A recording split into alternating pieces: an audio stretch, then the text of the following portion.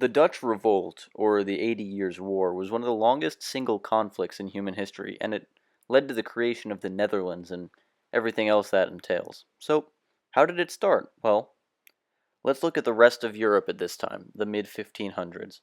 With the Reformation, Protestantism has made significant gains in Europe. It's recognized in the Holy Roman Empire with the 1555 Peace of Augsburg. It's been adopted by monarchs in England, Scandinavia, and it started to make a dent in France as well.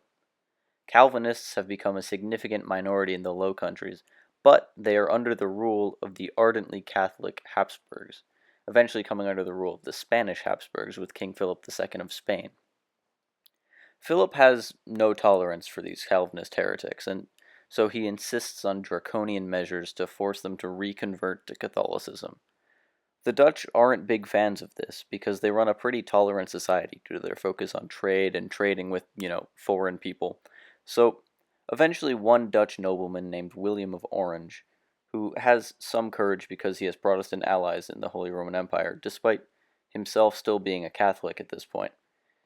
And so he begins to openly criticize the king for his policy of intolerance. And then in 1566, a group of lesser Dutch nobles follows up on this, and they send a plea to the king asking for a moderation of his strict policies, and this is called the Compromise of Noblemen.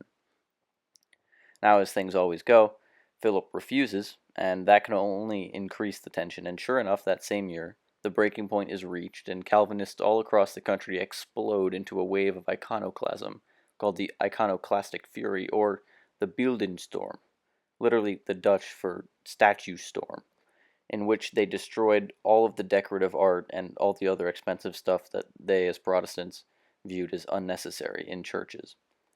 Naturally, Philip isn't too happy about this, and so he sends his steward, who is also an excellent general, Fernando Alvarez de Toledo, the third Duke of Alba, and you can just call him the Duke of Alba, to the Netherlands to restore order. So the Duke of Alba sets up shop in the south of the Netherlands and, starts laying down the law. He sets up a tribunal called the Council of Troubles to prosecute people guilty of treason to the Spanish crown for, at the very least, even tolerating Protestantism. This quickly becomes called the Council of Blood by the Dutch because it publicly executes more than 1,000 people in just a few years. William of Orange escapes into exile with his Protestant allies and emerges as the leader and financier of an armed resistance to the rule of the repressive, draconian Iron Duke, as the Duke of Alba becomes known. The most successful of this armed resistance are bands of privateers called Waterhussen, who harass coastal Spanish-controlled cities from bases in Protestant England. William then tried to invade with a large mercenary army but failed, and he keeps trying to ally himself with the Huguenots in France, but they just keep getting attacked by the Catholics and they're unable to help the Dutch, who in 1568 successfully invade again at first, marking the official Dutch beginning of the 80 Years' War. But they are then defeated again by the Duke of Alba, and it's back to square one until eventually Spain starts to get busy with a war with the Ottomans, opposition from France, and harassment with England, all of whom support the Dutch for mostly political reasons.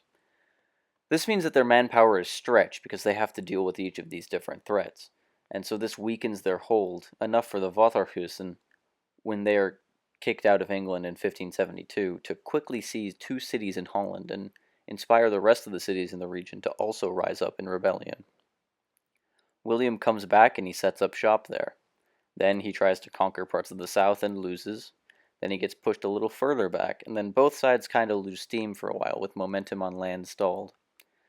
The Dutch have kind of reached to this turning point, and there are divisions within them. At one extreme, there's a mostly northern militant Calvinist minority that wants to fight the Spanish all the way out and obtain independence. At the other extreme, there's a mostly Southern Catholic faction of loyalists. In between is the large majority of the populace, mostly Catholic, that only wants to restore Dutch privileges and go back to living their normal lives without armies of Spanish mercenaries in their doorsteps. Eventually, William has to move closer and closer to the Calvinist faction, even converting himself in 1573. Meanwhile, in 1575, Spain is starting to struggle economically with all these wars and mercenaries, and so they have to declare bankruptcy. Alba's been replaced, and they can't pay their troops, and then What happens next in 1576 is why everyone dreads being occupied by mercenary soldiers.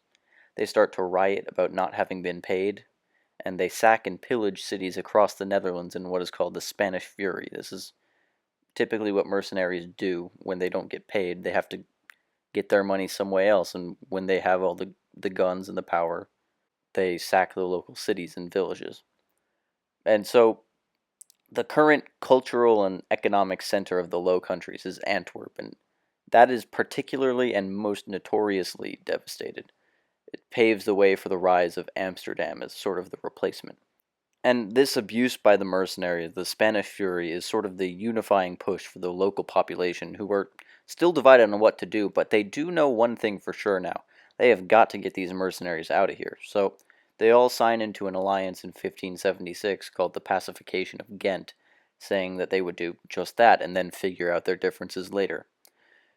Sounds like a great plan, but then in 1579, Spain had finally gotten it back together again, and they had sent a new general, Alexander Farnese, Duke of Parma, to once again put down the revolt, and once he arrives, he immediately gets a couple disaffected, more loyalist, French-speaking provinces in the south to promptly abandon the alliance and instead form the Union of Arras, a pro-Spanish faction.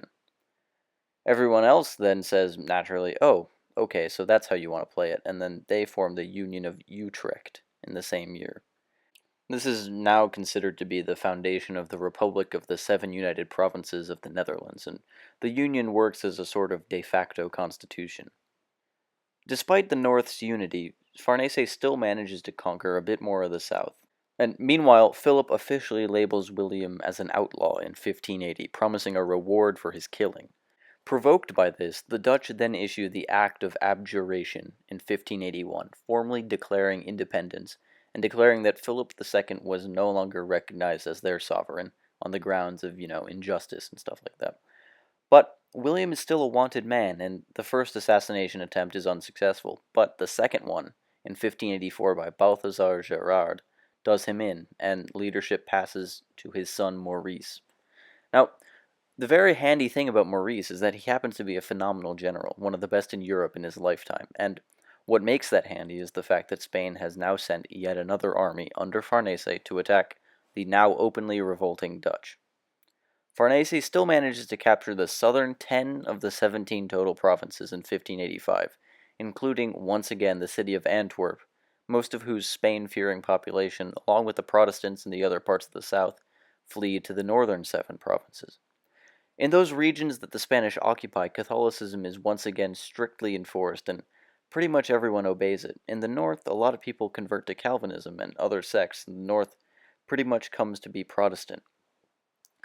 Now Queen Elizabeth comes back into the picture. She's mad because Philip supported a pretender to her throne and was consolidating Catholic power in Europe.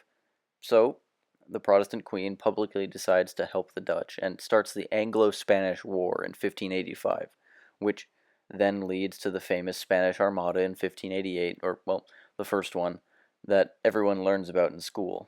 And the Dutch actually offer the crown of the Netherlands at one point, but she refuses. And then they offer it to the French too, who also decline, because nobody wants to tick off all the Habsburgs that much.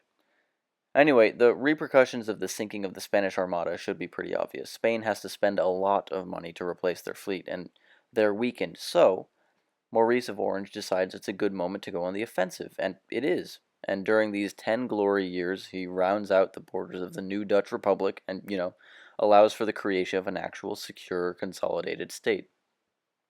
But we're not even close to 80 years yet, so due to mutual exhaustion, then both sides also agree to a 12-year-long truce, hoping for peace, but they can't find a resolution, so they go back to fighting 12 years later in 1621. As usual, Spain has some successes and then runs out of steam, but this time a lot of it has to do with the whole continent being kind of busy with the 30 Years' War. So the Dutch decide to take the war to the world stage, and they start fighting the Spanish abroad, who also during this time are now ruling over the Portuguese in the Iberian Union. The Dutch established the famous VOC, the Dutch East India Company, and use it to nab and administer undermanned Portuguese trading forts and territories in India and the Indies, supplanting them as the main colonial power and trading power in the East until the Dutch then get mostly knocked out in turn by the English.